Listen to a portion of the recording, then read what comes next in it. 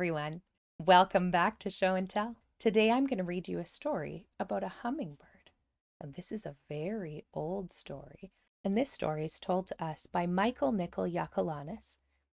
It's called The Little Hummingbird. Let's begin. To the indigenous peoples of East Africa, the South American Altiplano, and the Northern Pacific Islands, you who have done so much for so long. MNY. That's our author.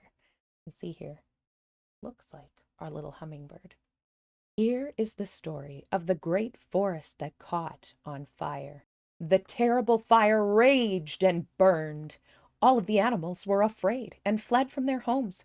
The elephant and the tiger ran, the beaver scurried, and the frog leapt away. Above them, the birds flew in a panic. The creatures huddled at the edge of the forest and watched, all except for one. Little Hummingbird did not abandon the forest. She flew as fast as she could to the stream. She picked up a single drop of water in her beak. Little Hummingbird flew back and let the water fall onto the ferocious fire. She dashed to the stream and brought another drop, and she continued back and forth, back and forth. The other animals watched Little Hummingbird, and they were frightened.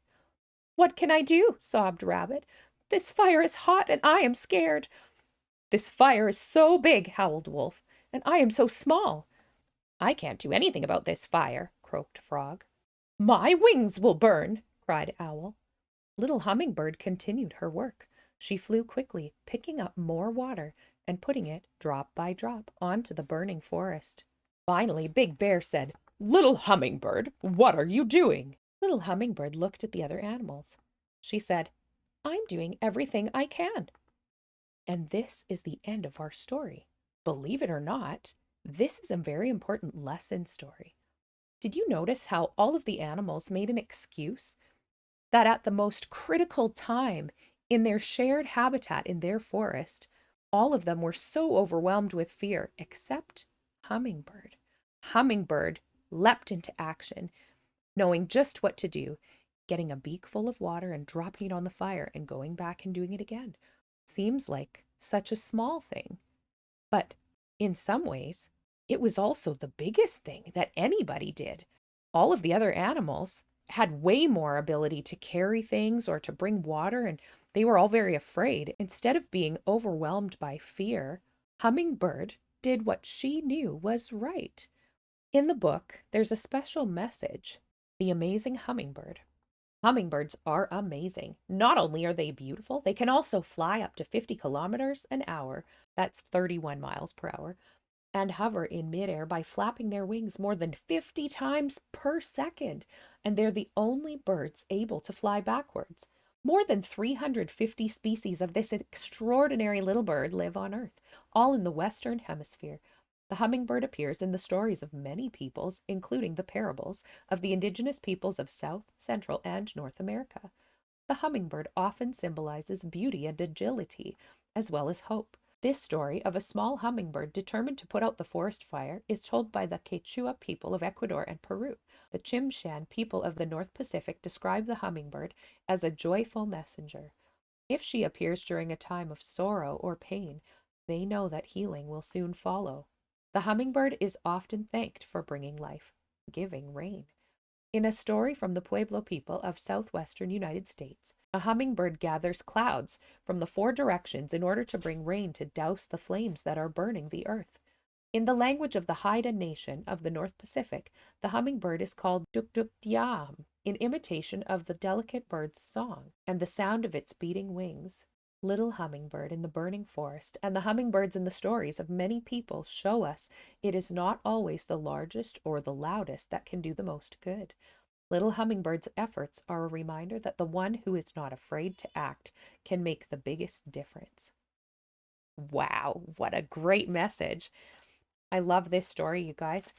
So I'd like to make a couple of connections here. So something I thought of right away when I was reading this book is a recent film that came out. Well, it's the new Paw Patrol movie, where the main character, Skye, wrestles with how small she is and seemingly insignificant. She thinks she's not as important, and it seems like things are twice as hard for her. Yet in the face of danger, she is so brave. She doesn't bat an eye. She knows that her most important choice she can make is to do what is right. That is just like our little hummingbird in the story. In the face of danger, when everybody else was panicked, all that little hummingbird did was what was right, what she could do, even if it cost her her time or risked her life. It makes me think about aspects of our life that aren't nearly as scary or risky, but where we could choose to do what's right and really make life better for many people. So sometimes we get in a pattern of doing something wrong again and again, and it's hard to get out of that pattern once we start. It's hard to make a change in our life. But one of my ancestors used to teach me, and still does, to be honest, that the best kind of change to make in your life is a small one. It's called a 1-degree shift. So imagine a person's walking straight ahead down a path, but really the path they should be going is this way. That's pretty far apart, right? Ooh, that's like 90 degrees difference. Well, if I'm starting here and I think I can't just go change my whole path in one day, but maybe today I can do one small change, a tiny little change.